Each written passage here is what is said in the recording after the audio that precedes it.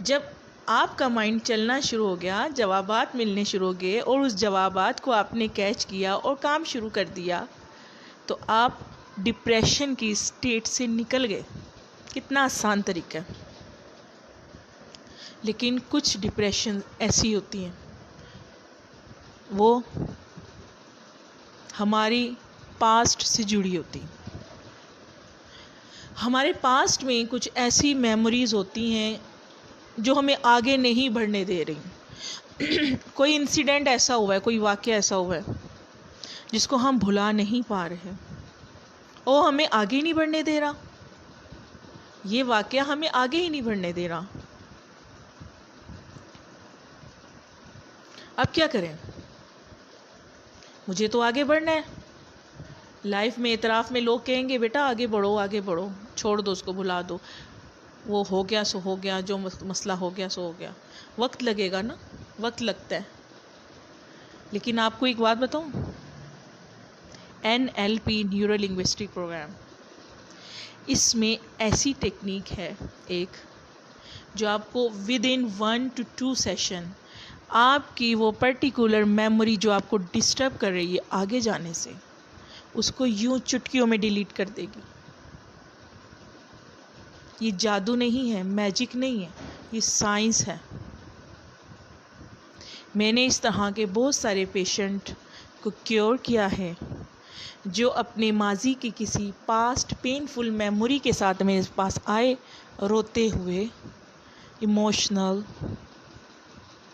और मैंने एक सेशन में, किसी को तो एक सेशन में और किसी को 2 से 3 सेशन में उसकी मेमोरी डिलीट कर दी।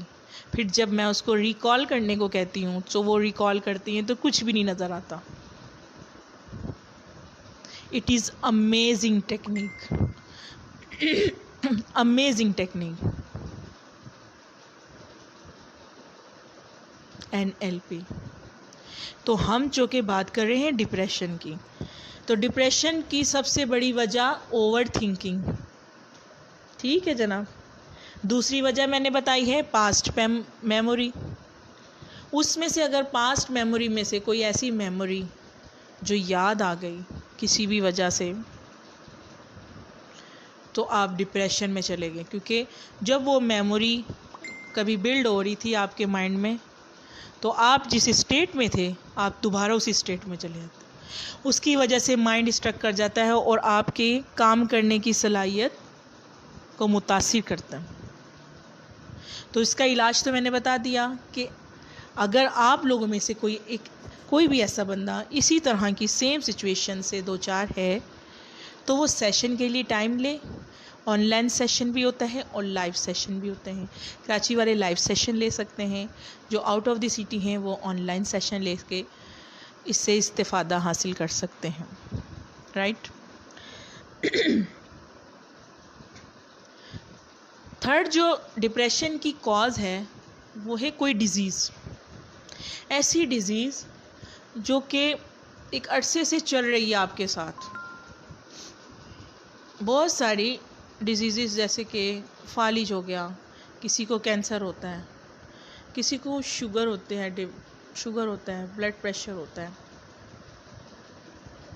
ये शुगर ब्लड प्रेशर भी माइंड से कंट्रोल होता है। कोई और डिज़ीज़ है जो चलती जा रही है, या रिलेशनशिप में मसाइल हैं, तो ये चीज़ें भी मुसलसल डिप्रेशन का बाइस होते हैं। इनके साथ जब तक आप कम्युनिकेट नहीं करते ये ठीक नहीं होते। और कम्युनिकेट किया जा सकता है, मैंने अपने प्रीवियस लेक्चर में भी बताया था कि अगर कोई डिज़ीज़ से सफ़र हो रहा है तो कैसे कम्युनिकेट करेगा और बॉडी कैसे रिस्पॉन्ड देगी। इसी तरह अगर कोई रिलेशनशिप में या किस तरह के डिज़ीज़ वगैरह से गुज़र रहा है और वो डिप्रेशन में है, तो उसको क्या करना है मैं आगे चल के बताऊंगी।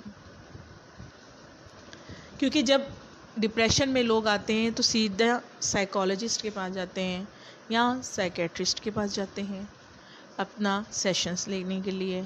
उनको लगता है कि अगर हम साइकेट्रिस्ट के पास जाएंगे वो हमारी बात सुनेंगे और हम रिलैक्स हो जाएंगे और वो हमारे मसले का हल निकालेंगे। बिल्कुल निकालते हैं, बिल्कुल निकालते हैं, सुनते भी हैं, साइकोलॉजिस्ट भी, साइकेट्रिस्ट भी कुछ एंटी डिप्रेसेंट मेडिसिन देते हैं।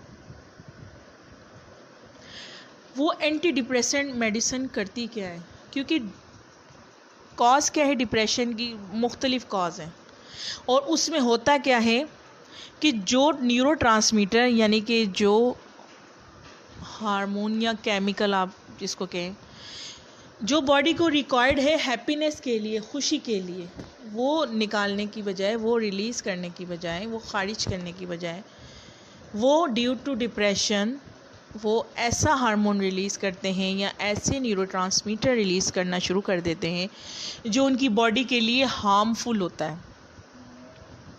अब जब वो किसी साइकोलॉजिस्ट के पास कंसर्न करते हैं तो वो उनको एंटी डिप्रेसेंट टैबलेट्स देते हैं, जिन ये पूरी मैनेज टैबलेट्स मेडिसिन होती हैं, जिसमें से कुछ का काम न्यूरोट्रांसमीटर यानी कि वो जो केमिकल जो रिक्वायर्ड है, जो बॉडी ने बनाना किसी भी वजह से रोक दिया है, वो न्यूरोट्रांसमीटर बनाना शुरू कर देते हैं, वो हार्मोन्स रिलीज़ करना शुरू कर देते हैं। लेकिन इसके पीछे भी बहुत बड़ी साइंस है, वो इतनी जल्दी नहीं होता, वो लॉन्ग टर्म चलता है। क्यों लॉन्ग टर्म चलता है वो इलाज? आज मैं आपको इसकी वजह बताती हूँ। बहुत इन्फॉर्मेटिव सेशन है आज का कि देखें वो जो एंटी डिप्रेसेंट दे रहे हैं, जो न्यूरोट्रांसमीटर को मेंटेन करेगा, वो करता क्या है? वो करता है न्यूरोजेनेसिस, यानी कि ऐसे न्यूरॉन्स बनाएगा, न्यूरॉन्स बनाएगा, नए न्यूरॉन्स बनाएगा, और न्यूरल कनेक्शंस, नए न्यूरॉन्स बनेंगे तो नए न्यूरल कनेक्शंस बनेंगे। जब नए न्यूरल कनेक्शंस बनेंगे तो क्या होगा? नए न्यूरल कनेक्शंस वो वाला ट्रांसमीटर, न्यूरोट्रांसमीटर जो रिक्वायर्ड है बॉडी को, वो बनाना शुरू कर देंगे। क्योंकि जो पुराने न्यूरल पाथवे थे वो क्या कर रहे थे, वो एक अरसे से क्योंकि डिप्रेशन में थे तो वो ऐसा न्यूरोट्रांसमीटर बना रहे थे जो डिप्रेशन कॉज कर रहा था। तो अब क्या करेंगे? अब इनके पास कोई और तो इसका इलाज नहीं है, तो अब वो क्या करेंगे? ऐसी मेडिसिन दे देंगे, नए न्यूरॉन्स बनाएंगे, जो नए न्यूरॉन्स बनाएंगे, नए न्यूरल कनेक्शंस बनेंगे, नए न्यूरल पाथवे बनेंगे, और इसमें टाइम लगता है, लंबा चलता है इलाज। लेकिन जनाब, अब इसको अगर हमने फास्ट ट्रैक पे चलाना है, फास्ट ट्रीटमेंट, ऐसे लोग जो डिप्रेशन का शिकार हैं और जल्दी अपने डिप्रेशन से छुटकारा पाना चाहते हैं विदाउट मेडिसिन, तो हम उनका इलाज यानी कि मैं NLP टेक्निक और रेकी के ज़रिए करती हूँ। NLP टेक्निक आज मैं थोड़ी सी आपको यहाँ पर डिस्कस करूँगी, जो मैं टेक्निक उनके साथ करती हूँ। आप लोगों को उससे फ़ायदा होगा अगर आप लोग भी उसको घर पे करेंगे, अगर कोई डिप्रेशन का शिकार है।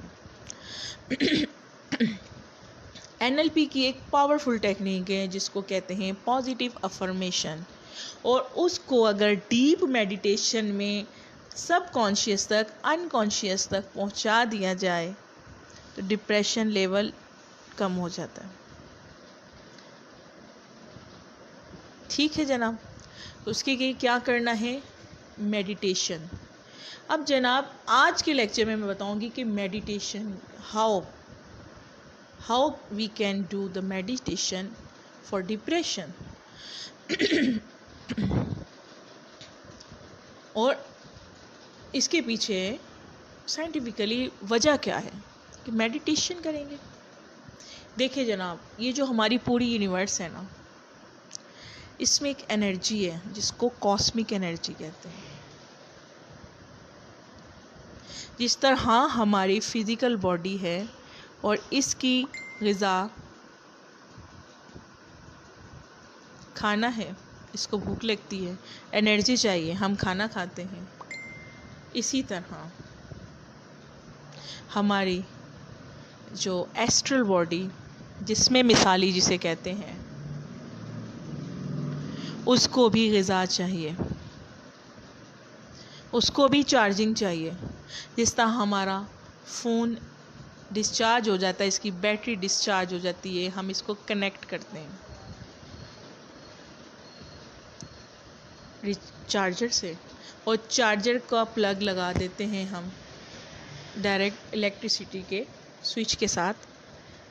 इसी तरह इंसानी जिस्म फिज़िकल बॉडी की रिक्वायरमेंट पूरी कर रहा है, एस्ट्रल बॉडी की यानी रूह की ग़िज़ा पूरी नहीं कर रहा।